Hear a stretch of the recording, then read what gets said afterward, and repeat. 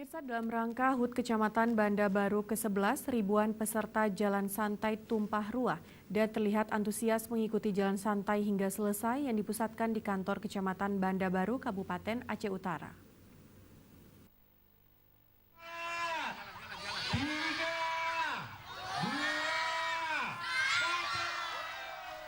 Tak kurang 2.000 peserta menyesaki pusat kota Kecamatan Banda Baru.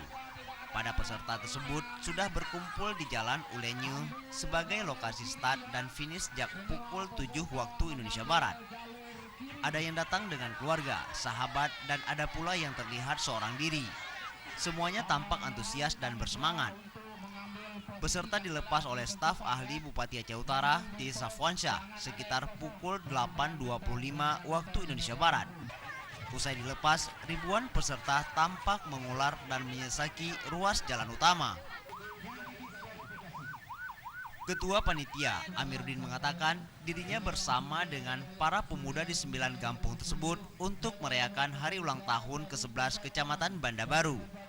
Melalui kegiatan ini, para pemuda ataupun masyarakat di Kecamatan Banda Baru saling bahu-membahu untuk memajukan atau memberi simpati arah yang lebih baik.